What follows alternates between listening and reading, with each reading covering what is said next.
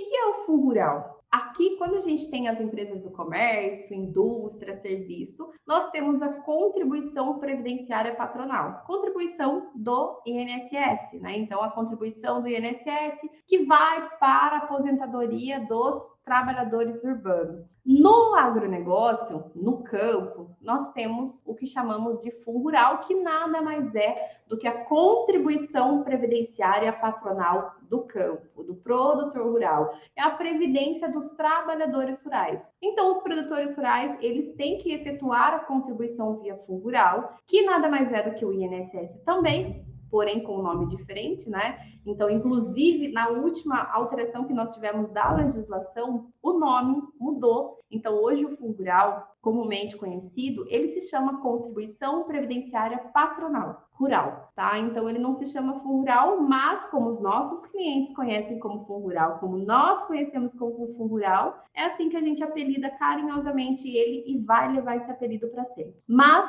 nada mais é que a contribuição previdenciária patronal, a nossa contribuição para o INSS, para os trabalhadores do campo. Os produtores rurais, eles têm a obrigatoriedade do recolhimento do fundo rural e foi uma briga muito grande, onde os produtores entraram na justiça, muitos produtores entraram com processos para que eles conseguissem a isenção, a suspensão, a isenção, porque eles julgavam o fundo rural como inconstitucional, né? Falavam que não precisariam pagar o fundo rural, visto que já pagam outros tributos sobre o faturamento. Mas, depois de muita briga que aconteceu nos tribunais, foi pacificado, onde em 2018, muitos produtores que tinham deixado de recolher o fundo rural sem fazer depósito judicial, tiveram que recolher todo o atrasado. Então, vocês já devem ter ouvido falar aí de muitos produtores que ficaram devendo fundo rural em um período de tempo e depois precisaram recolher isso. A Receita Federal instituiu um parcelamento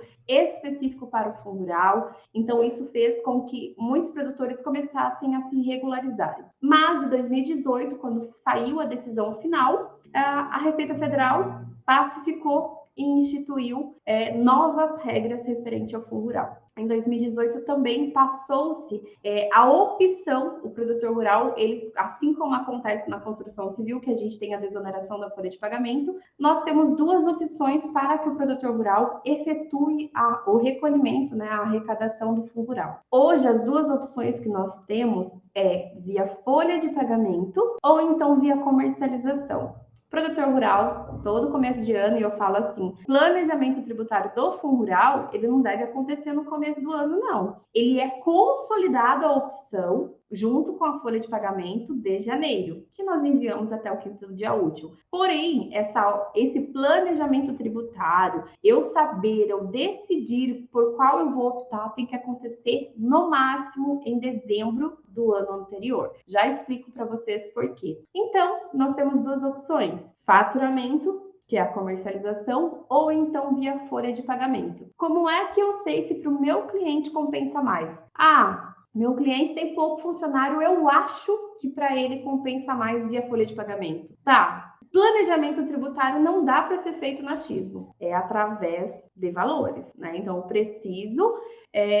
preciso ir lá, colocar em planilha, na imersão, na aula 3 da imersão em contabilidade tributária do negócio, vocês vão aprender a fazer isso na prática mesmo, tá? Mão na massa, vamos pegar um produtor rural exemplo, mão na massa e vamos lá colocar os valores na planilha para que vocês consigam identificar se para ele compensa via folha de pagamento ou comercialização. Aqui é para vocês conhecerem os tópicos e quais são as opções do produtor rural.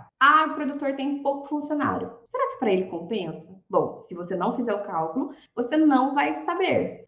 Eu estou achando que a alíquota da folha de pagamento ela é muito alta, porque é 23%, né? Então, é 20% de INSS, 1 a 3% de RAT, 23% é muito maior do que 1,5%, tá? Realmente, de números é. Mas será que no cálculo, você conhecendo a atividade do produtor, conhecendo o faturamento, conhecendo quanto que ele gasta de folha de pagamento, será que realmente é maior? Né? Então, são alguns achismos que a gente não pode ter quando a gente está falando com o produtor rural. Então, tem muito produtor rural, inclusive, que nem sabe dessa opção da folha de pagamento. Tem produtor e é totalmente possível a gente ter uma área explorável grande com poucos profissionais, com poucos funcionários. Então, é possível, sim, você ter uma folha de pagamento pequena e ter um faturamento grande, principalmente com o alto valor das commodities que a gente tem hoje. Então, é possível e é comum, e tem muito produtor rural que nem sabe dessa opção, né? Então, sempre foi assim, sempre fiz via comercialização, vou continuar fazendo assim, e não sabe dessa opção, não sabe que talvez para ele seja mais vantajoso. Então, nós falamos aqui um aspecto muito importante, que é de você saber que tem duas opções, ou comercialização,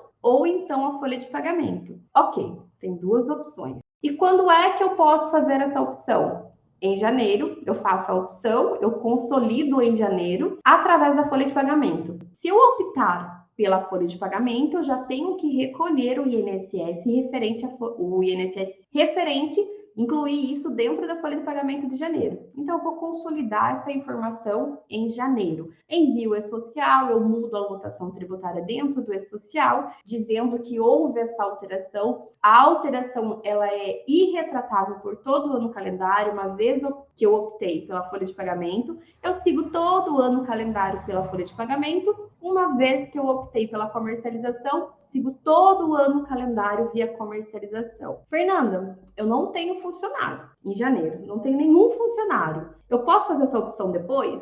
Em março. Registrei funcionário em março, fiz o planejamento em março, eu vi que para mim vai ficar melhor na folha. Posso optar em março? Não. Se eu não tenho funcionário em janeiro, eu não posso optar pela folha de pagamento. Só posso optar pela folha de pagamento uma vez que eu tenha folha de pagamento. Se eu não tiver nenhum funcionário, não posso fazer, então, essa opção. Por que eu falo para vocês que essa opção deve acontecer em dezembro, tá? Essa opção não, né? Esse planejamento e essa decisão deve acontecer em dezembro. Bom, o produtor rural, quando ele vende para uma pessoa jurídica, ou até mesmo quando ele vende para pessoa física, ele tem que, quando eu opto pela comercialização, eu tenho que recolher 1,5% em cima do valor que eu estou vendendo. O fundo rural, quando eu vendo para uma pessoa jurídica, a empresa, a adquirente daquela mercadoria, desconta 1,5% referente ao meu fundo rural e vai me pagar somente o líquido, porque é de obrigatoriedade dela efetuar esse recolhimento e essa informação é o E-Social. Então, pensa comigo, se vocês deixarem para consolidar a opção, ok, tá certo, consolida a opção em janeiro, referente à folha de janeiro, que envia até o 5º dia útil de fevereiro, porém, se o produtor rural vende soja, se ele vende milho, se ele vende trigo, soja é um pouquinho diferente, porque a gente tem a isenção da soja, né, do fundo rural na soja, quando ele tem fins diretos para exportação. Mas o produtor rural vendeu milho, vendeu feijão,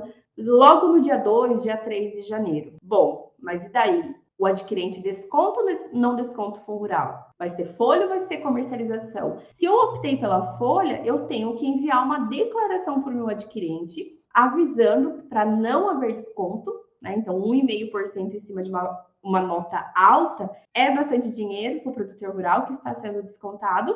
Então, eu tenho que enviar uma declaração para o adquirente dizendo que a opção dele é pela folha de pagamento. Então, embora a consolidação, a finalização, a concretização da sua opção pela folha de pagamento acontece até o 5º dia útil de fevereiro, referente à folha de janeiro, eu tenho que já saber qual que vai ser a minha opção em dezembro. Porque se o produtor for vender, e é totalmente possível produtores venderem já nos primeiros dias do ano feijão, soja, milho, o que tiver estocado no ano anterior, é possível. Então, ele tem que saber logo no começo do ano para saber se o adquirente vai descontar ou não. Então, por mais que eu fale para vocês, consolida em referente à folha de janeiro em fevereiro, porém tem que saber e tem que tomar decisão logo em dezembro, tá bom? Esse é um ponto muito importante de quando é que eu devo fazer efetivamente minha decisão, tá? Concretizo em fevereiro, mas decido em dezembro de cada ano.